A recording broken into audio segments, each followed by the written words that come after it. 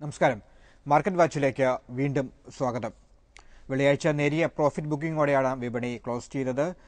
ചൊവ്വാഴ്ചത്തെ വായ്പാ നയം പ്രതീക്ഷിച്ച പോലെ തന്നെയായിരുന്നു. നിരക്കുകളിൽ മാറ്റമില്ലാതെയാണ് RBI വായ്പാ നയം പ്രഖ്യാപിച്ചത്. വരും ദിവസങ്ങളിൽ പ്രോഫിറ്റ് ബുക്കുകൾ ഉണ്ടാകുമോ, ഒപ്പം തന്നെ ചെറിയൊരു കറക്ഷന് സാധ്യതയുണ്ടായെന്ന് കഴിഞ്ഞ വാരത്തിൽ തന്നെ മാർക്കറ്റ് വാച്ചിലൂടെ സൂചന എൻ ഭുവനേന്ദ്രൻ നൽകിയിരുന്നു. മാർക്കറ്റ് വാച്ചിന്റെ പുതിയ ലക്കത്തിലേക്ക് സ്വാഗതം.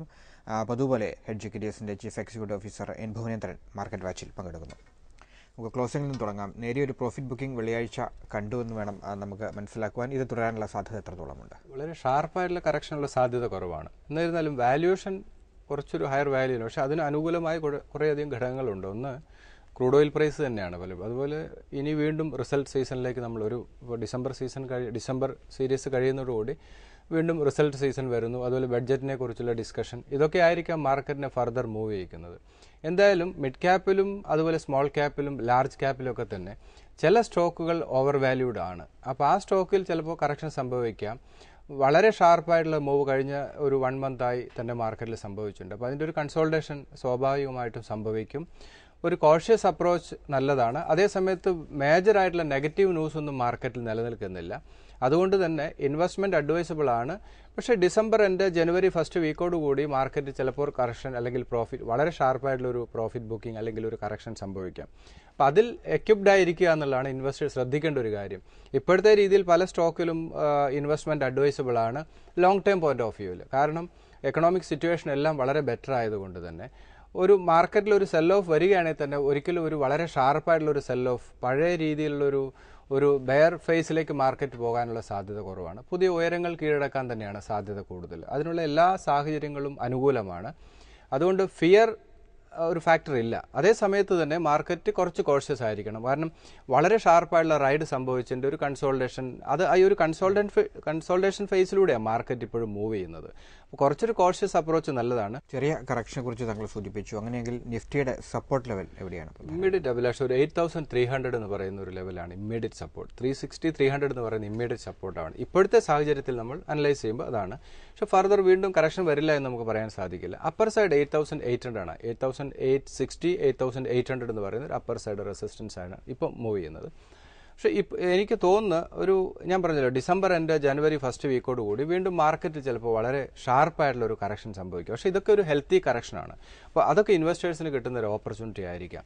അപ്പോൾ ഇപ്പോഴത്തെ രീതിയിൽ ടെക്നിക്കലി മാർക്കറ്റ് 8300, 360 എന്ന് പറയുന്ന ഇമ്മീഡിയറ്റ് സപ്പോർട്ട്സ് ആണ്. 760, 800 എന്ന് പറയുന്നതാണ് ഇമ്മീഡിയറ്റ് വരാവുന്ന ഒരു റെസിസ്റ്റൻസ് മാർക്കറ്റ് മൂവ്. ഇപ്പോഴത്തെ രീതിയിൽ നെഗറ്റീവ് ഒന്നും നിലനിൽക്കുന്നില്ല. ഏതെങ്കിലും ഗ്ലോബൽ ഇഷ്യൂ വരികയാണെങ്കിൽ മാത്രമേ മാർക്കറ്റിൽ വളരെ ഷാർപ്പായിട്ടുള്ള കറക്ഷൻ, അല്ലെങ്കിൽ FISന്റെ വിഡ്രോവൽ. ഇപ്പോൾ FIS ഈ വീക്ക് പോലും അഗ്രസീവ് ബൈയിങ് മോഡിൽ തന്നെയാണ്. ഡൊമസ്റ്റിക് ഇൻസ്റ്റിറ്റ്യൂഷൻ സെല്ലിംഗ് സൈഡിലാണ്. അപ്പോൾ FISന്റെ ഒരു വിഡ്രോവലോ FISന്റെ ഒരു സെല്ലിങ്ങോ വരികയാണെങ്കിൽ മാത്രമേ നമുക്കൊരു ഷാർപ്പായിട്ടുള്ളൊരു സെല്ലിംഗ് അല്ലെങ്കിൽ ഒരു പ്രോഫിറ്റ് ബുക്കിംഗ്, അതല്ലെങ്കിൽ ഷാർപ്പായിട്ടുള്ള ഒരു കറക്ഷൻ പ്രതീക്ഷിക്കാൻ സാധിക്കുകയുള്ളൂ. കാരണം ഇപ്പോഴത്തെ സാഹചര്യത്തിൽ മാർക്കറ്റിൽ നെഗറ്റീവ് ഒന്നും നിലനിൽക്കുന്നില്ല. അതേ സമയത്ത് തന്നെ ഒരു മാർക്കറ്റിൽ വളരെ ഷാർപ്പായിട്ടുള്ള ഒരു റാലി സംഭവിച്ചു. അപ്പോൾ അതിൻ്റെ ഒരു കൺസോൾട്ടേഷൻ, ആ ചെറിയ രീതിയിലുള്ള ഒരു പ്രോഫിറ്റ് ബുക്കിംഗ് മാത്രമേ നമുക്കിപ്പോൾ പ്രതീക്ഷിക്കാൻ സാധിക്കുകയുള്ളൂ. അതോടൊപ്പം തന്നെ ഇൻവെസ്റ്റേഴ്സ് കുറച്ച് കോഷ്യസ് ആയിരിക്കണം. ഇപ്പോൾ ഒരു ഇൻവെസ്റ്റ്മെൻറ്റ് നമ്മൾ പരിഗണിക്കുകയാണെങ്കിൽ ഒരു 50% ഇൻവെസ്റ്റ്മെൻറ്റ് അഡ്വൈസബിൾ ആണ്. ദെൻ അതിനുശേഷം വളരെ പേഷ്യൻസോട് കൂടി വെയിറ്റ് ചെയ്യുക. ആ ഒരു ലെവലിൽ നിന്ന് ഒരു 7 to 8 അല്ലെങ്കിൽ 10% റിട്ടേൺ കിട്ടിയാൽ ആ സ്റ്റോക്കിൽ നിന്ന് എക്സിറ്റ് ചെയ്ത് വീണ്ടും മാറുക. ദെൻ കുറച്ചുകൂടെ പേഷ്യൻസ് കാണിക്കുക. ഈ ഡിസംബർ എൻ്റെ ജനുവരിയോടുകൂടി വീണ്ടും ഒരു ഗ്രേറ്റ് ഓപ്പർച്യൂണിറ്റി ചിലപ്പോൾ ഇൻവെസ്റ്റേഴ്സിന് ലഭിക്കാനുള്ള സാധ്യത വളരെ കൂടുതലാണ്. ബാങ്ക് ഓഹരികൾ, പ്രത്യേകിച്ചും ബാങ്ക് ഇൻഡെക്സ് പ്രധാനപ്പെട്ട എല്ലാ സ്റ്റോക്കുകളും തന്നെ കഴിഞ്ഞ ദിവസങ്ങളിൽ റാലി സംഭവിച്ചു. എന്തുകൊണ്ടാണത്? ഇതിൽ പ്രധാനമായിട്ടും മണി മാർക്കറ്റ് റേറ്റ് 8% വന്നു. ബോറോയിങ് കോസ്റ്റ് ബാങ്കിനെ സംബന്ധിച്ച് കുറഞ്ഞു വരുന്നു. ഇത് ഇവരുടെ പ്രോഫിറ്റബിലിറ്റി കൂടാനുള്ള സാധ്യതയുണ്ട്. അതിലുപരി ബാങ്കിങ് സ്റ്റോക്ക് തന്നെ എപ്പോഴും ലൈം ലൈറ്റിൽ നിൽക്കുന്ന സ്റ്റോക്ക് എന്ന് പറയുന്നത് ബാങ്കിങ് തന്നെ, ബാങ്കിങ് ആൻഡ് ഫൈനാൻഷ്യൽ ആണ്. അപ്പോൾ ആ സ്റ്റോക്കിൽ ബാങ്കിനെ സംബന്ധിച്ച് പ്രോഫിറ്റ് കൂടാനുള്ളൊരു സാധ്യത, അതുപോലെ തന്നെ എക്കണോമിക് ഗ്രോത്ത് വരികയാണെങ്കിൽ തീർച്ചയായിട്ടും ബാങ്കിങ് അതിൻ്റെ ഒരു പാർട്ടായി മാറും. അതുപോലെ ഇൻസ്റ്റിറ്റ്യൂഷൻസ് വളരെ ആക്റ്റീവായി ബാങ്കിങ് സ്റ്റോക്കിലേക്ക് തിരിഞ്ഞു. അതിൽ പ്രധാനമായിട്ടും പ്രൈവറ്റ് സെക്ടർ ബാങ്കുകൾ ഇപ്പോഴും ബൈയിങ് ഓപ്പർച്യൂണിറ്റി ബാങ്കിലുണ്ട്. പക്ഷേ വാല്യുവേഷൻ കുറച്ചൊരു ഹയർ വാല്യൂവിലാണ്. റിസ്ക് ബാങ്കിങ് സ്റ്റോക്കുകളിൽ നിലനിൽക്കുന്നു. അതോടൊപ്പം തന്നെ ലോങ് ടൈം പോയിന്റ് ഓഫ് വ്യൂവിൽ ഈ ബാങ്കിങ് സ്റ്റോക്ക് തന്നെ ഒരു അണ്ടർ വാല്യൂഡ് ആണ് long term point of view. Short term point of view നമ്മളൊരു ഷോർട്ട് ടേം ഗെയിനിന് വേണ്ടി ഈ ICICI ആണെങ്കിലും ആക്സിസ് ആണെങ്കിലും യെസ് ബാങ്കോ സ്റ്റേറ്റ് ബാങ്ക് ഓഫ് ഇന്ത്യ ഒന്നും ഇൻവെസ്റ്റ്മെന്റ് അഡ്വൈസബിൾ അല്ല. ഇപ്പോൾ അഡ്വൈസബിൾ ആയിട്ടുള്ള സ്റ്റോക്ക് എന്ന് ഞാൻ ചോദിക്കുകയാണെങ്കിൽ ചിലപ്പോൾ നമ്മുടെ കേരളത്തിൽ നിന്നുള്ള 2 ബാങ്കിൽ റിസ്ക് കുറവാണ്. ഒന്ന് south Indian bank, 2 federal bank. ഈ 2 സ്റ്റോക്കിൽ വാല്യുവേഷൻ ഫെയർ ആണ്. ബാക്കി സ്റ്റോക്കുകളെ സംബന്ധിച്ച് വലിയൊരു റൈഡ് സംഭവിച്ചു.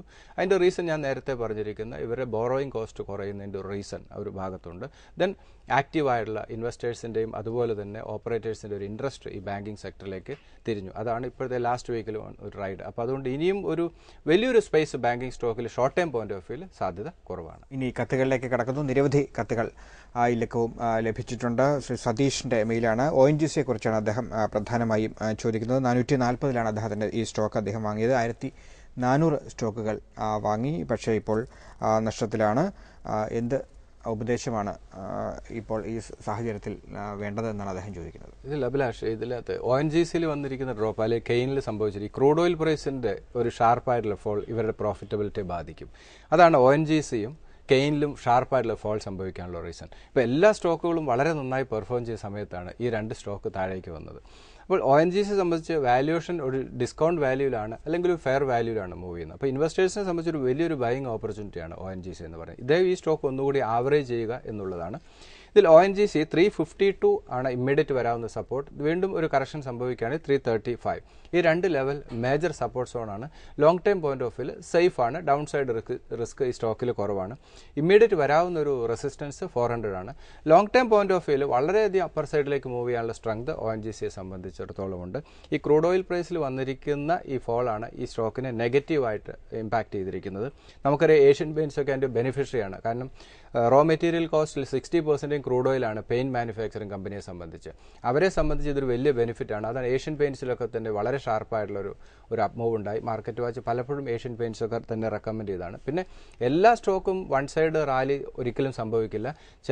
ചിലതിന് നെഗറ്റീവും പോസിറ്റീവായിട്ട് വരാം. അപ്പോൾ അതുകൊണ്ട് തന്നെയാണ് മാർക്കറ്റ് വാച്ച് പലപ്പോഴും പറയും ഇദ്ദേഹം ഒരേ സ്റ്റോക്ക് തന്നെയാണ് ഒരു വലിയ ക്വാണ്ടിറ്റി ബൈയിങ് നടത്തിയിരിക്കുന്നത്. ഒരു കാരണവശാലും ഇപ്പോൾ നമ്മൾക്കറിയാം ബാങ്കിങ് ഓട്ടോമൊബൈൽ സെക്ടറൊക്കെ തന്നെ നന്നായി പെർഫോം ചെയ്യുന്ന സമയത്ത് ഈ ONGC പോലെയുള്ള സ്റ്റോക്കുകളും ടെലികോം സെക്ടറൊക്കെ തന്നെ അതുപോലെ തന്നെ മെറ്റൽ സെക്ടറൊക്കെ തന്നെ ഷാർപ്പായുള്ള കറക്ഷനിലാണ്. അപ്പോൾ ഇവിടെ നമ്മൾ എല്ലാ സെക്ടറും ഓട്ടോമൊബൈൽ വേണം, IT, ഫാർമ ഒരു മിക്സ് ആയിരിക്കണം എപ്പോഴും പോർട്ട്ഫോളിയോ. ഇപ്പോൾ പെർഫോം ചെയ്യുന്ന ഏതാണ്? ഓട്ടോമൊബൈൽ പെർഫോം ചെയ്യുന്നു, ബാങ്കിങ്, IT, ഫാർമ. അപ്പോൾ ഈ സ്റ്റോക്കൊക്കെ പെർഫോം ചെയ്യുമ്പോൾ ചില സ്റ്റോക്കുകൾ നമ്മളെടുത്ത് നെഗറ്റീവിൽ പോകുന്ന സ്റ്റോക്ക് ഉണ്ടാകാം.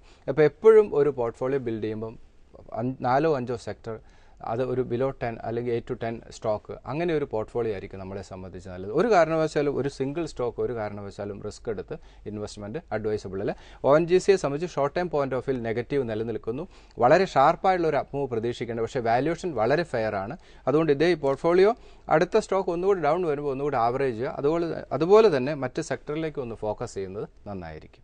അടുത്തത് ശ്രീ രാകേഷ് ശങ്കറിന്റെ മെയിലാണ്. അദ്ദേഹം നമ്മൾ നേരത്തെ ചർച്ച ചെയ്ത സൗത്ത് ഇന്ത്യൻ ബാങ്കിനെ കുറിച്ചാണ് ചോദിക്കുന്നത്. ഒപ്പം തന്നെ LIC ഹൗസിംഗ് ഫിനാൻസ്, എസ്കോട്ട്, ഈ 3 സ്റ്റോക്കുകളാണ് അദ്ദേഹം പ്രധാനമായും ചോദിക്കുന്ന കാര്യം. ഇതിൽ സൗത്ത് ഇന്ത്യൻ ബാങ്ക് നേരത്തെ ഞാൻ പറഞ്ഞല്ലോ ഫണ്ടമെന്റലി വളരെ സൗണ്ടാണ്, വാല്യുവേഷൻ ഫെയർ ആണ്. അഗൈൻ 27 ഈ ലാസ്റ്റ് വീക്ക് പോലും 27 ലെവലിലേക്ക് സ്റ്റോക്ക് മൂവ് ചെയ്തിരുന്നു. 29 ലെവലിലാണ് ക്ലോസിംഗ് രേഖപ്പെടുത്തിയത്. 27 and 24 ലെവലിലേക്ക് വരാനുള്ള സാധ്യത കുറവാണ്. അങ്ങനെ ഒരു ലെവലിലേക്ക് വരികയാണെങ്കിൽ അത് ഗ്രേറ്റ് ഓപ്പർച്യൂണിറ്റിയാണ് ഇൻവെസ്റ്റേഴ്സിനെ സംബന്ധിച്ച്. 32 ആണ് ഈ സ്റ്റോക്കിൽ ഇമ്മീഡിയറ്റ് വരാവുന്ന റെസിസ്റ്റൻസ്. ഫണ്ടമെന്റലി വളരെ സൗണ്ടാണ്. Then LIC housing finance fundamentally സൗണ്ടാണ്. ഈ സ്റ്റോക്കിലെ മൊമെന്റം ഇപ്പോൾ വളരെ പോസിറ്റീവാണ്. കുറച്ചുകൂടെ അപ്സൈഡ് മൂവ് ചെയ്യാനുള്ള സാധ്യത കൂടുതലാണ്. ഒരു 460 ലെവലിലേക്ക് ഈ സ്റ്റോക്ക് മൂവ് ചെയ്യാം. പക്ഷേ വാല്യുവേഷൻ കുറച്ചൊരു ഹയർ വാല്യൂലാണ് ഷോർട്ട് ടൈം പോയിന്റ് ഓഫ് വ്യൂവിൽ. ലോങ് ടൈം പോയിന്റ് ഓഫ് വ്യൂവിൽ ഒരു സേഫ് ആയിട്ടുള്ള ഒരു ബെറ്റാണ് LIC housing finance. 410 and 380 long time point of വ്യൂവിൽ വീണ്ടും കറക്ഷൻ സംഭവിക്കുകയാണെങ്കിൽ സ്റ്റോക്കിൽ റീ എൻട്രി അഡ്വൈസബിൾ ആണ്. ദെൻ എസ്കോട്ട്സ് ആണ്.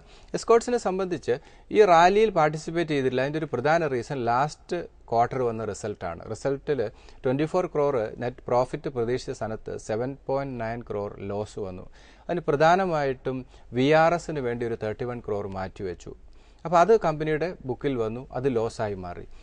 അത് ഈ സ്റ്റോക്കിനെ വല്ലാതെ എഫക്റ്റ് ചെയ്തു. കാരണം വലിയൊരു റൈഡ് ഈ സ്റ്റോക്കിൽ സംഭവിച്ചതായിരുന്നു. നമുക്ക് വളരെ ഫെമിലിയർ ആയിട്ടുള്ള ഒരു സ്റ്റോക്കാണ്. പക്ഷേ വാല്യുവേഷൻ വളരെ ഫെയർ വാല്യൂവിലാണ് സ്റ്റോക്ക് മൂവ് ചെയ്യുന്നത്. അതുകൊണ്ട് ഇൻവെസ്റ്റ്മെന്റ് അഡ്വൈസബിൾ ആണ്. ഈ വി ആർ എസ് ഒക്കെ തന്നെ കമ്പനിയുടെ ഒരു റീസ്ട്രക്ചറിംഗ് ആയി നമ്മൾ കണ്ടാൽ മതി. അപ്പോൾ അടുത്ത ക്വാർട്ടറൊക്കെ തന്നെ ഒരു ബെറ്റർ റിസൾട്ട് വരികയാണെങ്കിൽ വളരെ ഷാർപ്പായിട്ടുള്ള ഒരു മൂവ് ഈ കമ്പനിയിൽ നമുക്ക് പ്രതീക്ഷിക്കാം. അതുകൊണ്ട് എസ്കോർട്സ് 131 ആൻഡ് 120 120 വരാനുള്ള സാധ്യത വളരെ കുറവാണ്. 131 ലെവലിലേക്ക് അഗൈൻ ഈ സ്റ്റോക്ക് വരികയാണെങ്കിൽ ലോങ് ടേം പോയിന്റ് ഓഫ് വ്യൂവിൽ സേഫ് ആയിട്ടുള്ളൊരു ഇൻവെസ്റ്റ്മെന്റ് തന്നെയാണ് എസ്കോർട്സ്. 160 ആണ് സ്റ്റോക്കിൽ ഇമ്മീഡിയറ്റ് വരാവുന്ന റെസിസ്റ്റൻസ്. ഇദ്ദേഹത്തിന്റെ south Indian bank, LIC housing finance, Escorts, ഇതിൽ LIC ഹൗസിംഗ് ഫൈനാൻസ് ഒഴിച്ച് ബാക്കി 2 സൗത്ത് ഇന്ത്യൻ ബാങ്കും എസ്കോർട്സും ഒരു ഫെയർ വാല്യൂവിലാണ് മൂവ് ചെയ്യുന്നത്. ലോങ് ടേം പോയിന്റ് ഓഫ് വ്യൂവിൽ ഇൻവെസ്റ്റ്മെന്റ് അഡ്വൈസബിൾ ആണ്. LIC ഹൗസിംഗ് ഫൈനാൻസ് ഒരു ബെറ്റാണ്. ഇപ്പോഴത്തെ വാല്യുവേഷൻ മൊമെന്റം പോസിറ്റീവ് ആണ്. പക്ഷേ ഒരു സ്പെക്കുലേറ്ററെ സംബന്ധിച്ച് ഒരു ഷോർട്ട് ടൈം ഗെയിനിന് വേണ്ടി വേണമെങ്കിൽ ഇൻവെസ്റ്റ്മെന്റ് ഒരു ട്രേഡിംഗ് ഇപ്പോൾ തന്നെ 29% പ്രോഫിറ്റിലാണ് അദ്ദേഹം ഉണ്ട്. എനിക്കൊന്ന് long time point of view 460 ലെവലിലേക്ക് വരുമ്പോൾ ഈ സ്റ്റോക്കിൽ നിന്ന് ഫോർ ടൈം ബീയിങ് ഒന്ന് എക്സിറ്റ് ചെയ്ത് മാറി നിൽക്കുക. ദെൻ വലിയൊരു കറക്ഷൻ വീണ്ടും സംഭവിക്കുമ്പോൾ എൻട്രി ചെയ്യുന്നതായിരിക്കും നല്ലത്. അദ്ദേഹം വളരെ നല്ല പ്രോഫിറ്റിലാണ്. അടുത്ത റീ എൻട്രി ചെയ്യുന്നത് ഈ 410 380 ലെവലിലേക്ക് വരുമ്പോൾ നന്നായിരിക്കും. 460 ലെവൽ വരുമ്പോൾ short time point of view at least ഒരു 50% എങ്കിലും പ്രോഫിറ്റ് ബുക്ക് ചെയ്യുന്നത് നന്നായിരിക്കും. മാർക്കറ്റ് വാച്ചിൽ ഇനി ഒരു ചെറിയ ഇടവേള. മാർക്കറ്റ് വാച്ചിലേക്ക് വീണ്ടും സ്വാഗതം. അടുത്ത കത്തിലേക്ക് പ്രസീതയുടെ കത്താണ്. Lloyd electrical, Gati, Symphony, Ceat, TCS അല്ലെങ്കിൽ ടെക് മഹീന്ദ്ര, ICICI ബാങ്ക് അല്ലെങ്കിൽ ആക്സിസ് ബാങ്ക്, ഈ സ്റ്റോക്കുകളെ കുറിച്ചാണ് പ്രസീത ചോദിക്കുന്നത്. ഇത് ലോയിഡ് ഇലക്ട്രിക്കൽസ് എയർ കണ്ടീഷനിങ് അതുപോലെ തന്നെ എയർ കണ്ടീഷണൽ എക്യുപ്മെന്റ്സ് മാനുഫാക്ചറിംഗിലാണ് പ്രധാനമായിട്ടും ഒരു ഫോക്കസ് ചെയ്യുന്നത്. ലാസ്റ്റ് ക്വാർട്ടർ റിസൾട്ട് മോശമായി. അതാണ് സ്റ്റോക്ക് കുറച്ച് കറക്റ്റ് ചെയ്യാനുള്ള റീസൺ. ഫണ്ടമെന്റലി സൗണ്ട് ആണ്. പക്ഷേ ഒരു വിന്റർ സീസണിൽ അവരുടെ സെയിൽസ് കുറയാനുള്ള സാധ്യത, അതാണ് ഈ സ്റ്റോക്ക് ഇപ്പോഴും ലോവർ ലെവലിൽ മൂവ് ചെയ്യുന്നത്. സീസൺ ഒന്ന് മാറുന്നതോടുകൂടി സെയിൽസ് ഇംപ്രൂവ് ചെയ്യാനും സ്റ്റോക്കിലും വലിയൊരു അപ്പ് മൂവ് നമുക്ക് പ്രതീക്ഷിക്കാം. ലോയിഡ് 120 110 ലെവൽ വരുമ്പോൾ ഇൻവെസ്റ്റ്മെന്റ് അഡ്വൈസബിൾ ആണ്. 160 ആണ് സ്റ്റോക്കിൽ ഇമ്മീഡിയറ്റ് വരാവുന്ന റെസിസ്റ്റൻസ്. ഫണ്ടമെന്റലി ഓക്കെ തന്നെയാണ് ഈ സ്റ്റോക്ക്. ദെൻ ഗാഡി ലോജിസ്റ്റിക് സെഗ്മെന്റിലെ വളരെ ഫെമിലിയർ ആയിട്ടുള്ള ഫണ്ടറൻ സ്റ്റോക്കാണ്. ഫണ്ടമെന്റലി സൗണ്ട് ആണ്. ഈ കൊമേഴ്സ് ബിസിനസ്സിലുണ്ടാകുന്ന ജമ്പ് അത് ഇങ്ങനെയുള്ള കമ്പനികളെ ലോജിസ്റ്റിക് കമ്പനികളെ സംബന്ധിച്ച് പോസിറ്റീവ് ആണെന്നുള്ള രീതിയിലാണ് ഈ സ്റ്റോക്കിൽ ഇപ്പോൾ ഷാർപ്പായിട്ടുള്ള ഒരു അപ്പ് മൂവ് വരാനുള്ള റീസൺ. അപ്പോൾ ഷോർട്ട് ടൈം ഈ സ്റ്റോക്കിൽ ഒരു റിസ്ക് നിലനിൽക്കുന്നു. കാരണം വാല്യുവേഷൻ ഒരു കുറച്ച് ഹയർ വാല്യൂലാണ് സ്റ്റോക്ക് ഗാട്ടി നിലനിൽക്കുന്നത്. പക്ഷേ ഇനിയും സ്പേസ് ഉണ്ട്. അപ്പോൾ അടുത്തൊരു കറക്ഷനോട് കൂടി തീർച്ചയായിട്ടും പോർട്ട്ഫോളിയോയിൽ കൊണ്ടുവരാവുന്ന ഒരു ലോജിസ്റ്റിക് കമ്പനി, അതിൽ തന്നെ വളരെ ഫെമിലിയർ ആയിട്ടുള്ള ഒരു കമ്പനിയാണ് ഗാട്ടി. അത് ഇൻവെസ്റ്റ്മെന്റിന് പരിഗണിക്കാം. എഗൈൻ 253 ലെവൽ വരികയാണെങ്കിൽ ഒരു സേഫ് ആയിട്ടുള്ള ബെറ്റ് തന്നെയാണ്. ദെൻ 234 ഈ 2 ലെവൽ മാർക്കറ്റിൽ കറക്ഷൻ സംഭവിക്കുകയാണെങ്കിൽ പേഷ്യൻസോട് കൂടി ഇൻവെസ്റ്റേഴ്സ് വെയിറ്റ് ചെയ്യുക. ബാങ്കിൽ നല്ല ഇൻട്രസ്റ്റ് ഉണ്ട്. ഓപ്പർച്യൂണിറ്റി മാർക്കറ്റിൽ വരികയാണെങ്കിൽ മാത്രം ഇൻവെസ്റ്റ്മെന്റ് നടത്തുക. അതിനുള്ളൊരു പേഷ്യൻസ് എനിക്ക് ചിലപ്പോൾ 1 മന്ത് മാർക്കറ്റിൽ വെയിറ്റ് ചെയ്യേണ്ടി വരും. അങ്ങനെ ഒരു പേഷ്യൻസ് കാണിക്കുക. അങ്ങനെ വരുന്ന സമയത്തും ഈ സ്റ്റോക്കിലൊക്കെ കറക്ഷൻ സംഭവിക്കുമ്പോൾ ഇൻവെസ്റ്റ്മെന്റ് അഡ്വൈസബിൾ ആണ്. ഗാട്ടി 320 ആണ് സ്റ്റോക്കിൽ ഇമ്മീഡിയറ്റ് വരാവുന്ന റെസിസ്റ്റൻസ്. ഫണ്ടമെന്റലി വളരെ സൗണ്ടാണ്. ദെൻ സിംഫണിയാണ്. സെയിം സെഗ്മെന്റ് ആണ്. കൂളർ അങ്ങനെയുള്ള എക്യുപ്മെന്റ്സിലാണ് പ്രധാനമായിട്ടും ഫോക്കസ് ചെയ്യുന്നത്. വാല്യുവേഷൻ കുറച്ചൊരു ഹൈയിലാണ് ഇപ്പോൾ മൂവ് ചെയ്യുന്നത്. അടുത്തൊരു കറക്ഷന് വേണ്ടി ഈ സ്റ്റോക്കും ഒന്ന് വെയിറ്റ് ചെയ്യുക. ദെൻ വിൻഡോ AC-യിലൊക്കെയാണ് ഇവരുടെ ഫോക്കസ്. 1800 1640 ലെവൽ വരികയാണെങ്കിൽ മാത്രം ഇൻവെസ്റ്റ്മെന്റ് അഡ്വൈസബിൾ ആണ്. 2200 ആണ് ഈ സ്റ്റോക്കിൽ ഇമ്മീഡിയറ്റ് വരാവുന്ന റെസിസ്റ്റൻസ്. ദെൻ സിയറ്റ് ആണ്. ഒരു ചെറിയ ഇഷ്യൂ, QIB ഷെയർ ഇഷ്യൂവിൽ വന്നിരിക്കുന്ന ഒരു ഇഷ്യൂ സ്റ്റോക്കിൽ വളരെ ഷാർപ്പായിട്ടുള്ള കറക്ഷൻ സംഭവിച്ചിരുന്നു. ഈ ക്രൂഡ് ഓയിൽ പ്രൈസ് ഒക്കെ തന്നെ ഈ സിയറ്റിനെ സംബന്ധിച്ച് വളരെ പോസിറ്റീവാണ്. ടയർ മാനുഫാക്ചറിംഗ് കമ്പനി, പെയിന്റ് കമ്പനികളെ സംബന്ധിച്ചാണ് ഇത് പോസിറ്റീവ് എന്ന് പറയുന്നത്. 850 720 850 ഇമ്മീഡിയറ്റ് വരാവുന്ന ഒരു ടെക്നിക്കൽ സപ്പോർട്ടാണ്. മാർക്കറ്റിൽ ഒരു ഡീപ്പായിട്ടുള്ള കറക്ഷൻ സംഭവിക്കുകയാണെങ്കിൽ ആ ഒരു ലെവൽ ബ്രേക്ക് ചെയ്ത് പോകാം. പക്ഷേ ഇപ്പോഴത്തെ രീതിയിൽ മൊമെന്റം സിയറ്റിനെ സംബന്ധിച്ച് വളരെ പോസിറ്റീവാണ്. ഒരു ട്രേഡിംഗ് പ്രോസ്പെക്റ്റീവിൽ ഈ സ്റ്റോക്കിൽ ഇൻവെസ്റ്റ്മെന്റ് അല്ലെ ഒരു ട്രേഡിംഗ് പ്രോസ്പെക്റ്റീവിൽ ഒരു ബൈ അഡ്വൈസബിൾ ആണ്. 720 സേഫ് ആയിട്ടുള്ള ഒരു എൻട്രി ലെവലാണ്. ഈ സ്റ്റോക്കിൽ ഈ QIB ഇഷ്യൂവിന് ശേഷം വലിയൊരു ഷാർപ്പായിട്ടുള്ള സെൽ ഓഫ് വന്നിരുന്നു. അതിനുശേഷം വീണ്ടും റിക്കവറി സംഭവിച്ചു. എഗൈൻ 720 ലെവലിലേക്ക് സ്റ്റോക്ക് വരികയാണെങ്കിൽ ഇൻവെസ്റ്റ്മെന്റിന് പരിഗണിക്കാം. 1000 ആണ് സ്റ്റോക്കിൽ ഇമ്മീഡിയറ്റ് വരാവുന്ന റെസിസ്റ്റൻസ്. ഫണ്ടമെന്റലി സൗണ്ട് ആണ്. മൊമെന്റം പോസിറ്റീവ് ആണ്. ദെൻ TCS ആണ്. ഫണ്ടമെന്റലി വളരെ സൗണ്ട് ആണ്. IT ഫാർമ സെക്ടറൊക്കെ തന്നെ പെർഫോം ചെയ്യാനുള്ള സാധ്യത വളരെ കൂടുതലാണ്. 2500 2240 മാർക്കറ്റിൽ കറക്ഷൻ സംഭവിച്ചാൽ 2240 വരികയാണെങ്കിൽ അതൊരു സേഫ് ആയിട്ടുള്ള ഇൻവെസ്റ്റ്മെന്റ് ഏരിയ തന്നെയാണ്. ആ ലെവൽ വരുന്നത് വരെ പേഷ്യൻസ് കാണിക്കുക. 2900 ആണ് സ്റ്റോക്കിൽ ഇമ്മീഡിയറ്റ് വരാവുന്ന റെസിസ്റ്റൻസ്. ദെൻ ICICI 340 320 2 സപ്പോർട്ട് ലെവലാണ്.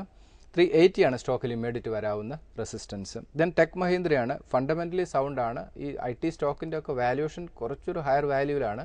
അപ്പോൾ കുറച്ചുകൂടെ പേഷ്യൻസ് കാണിക്കുക. ലോങ് ടൈം ഒരു ഷോർട്ട് ടൈം പോയിന്റ് ഓഫ് വ്യൂലുള്ള ഇൻവെസ്റ്റ്മെന്റ് ആണെങ്കിൽ ചിലപ്പോൾ ഇപ്പോഴത്തെ രീതിയിൽ IT സ്റ്റോക്കിൻ്റെ ഒക്കെ മൊമെൻറ്റം പോസിറ്റീവാണ്. അതേസമയത്ത് ഒരു ലോങ് ടൈം ഇൻവെസ്റ്റ്മെന്റ് ആണെങ്കിൽ കുറച്ചുകൂടെ പേഷ്യൻസ് കാണിക്കുന്നത് നന്നായിരിക്കും. 2550 ആണ് ഇമ്മീഡിയറ്റ് വരാവുന്ന ഒരു സപ്പോർട്ട്. ദെൻ 2240, 2800 സ്റ്റോക്കിൽ ഇമ്മീഡിയറ്റ് വരാവുന്ന റെസിസ്റ്റൻസ് ആണ്. ദെൻ ആക്സിസ് ബാങ്ക് ആണ്.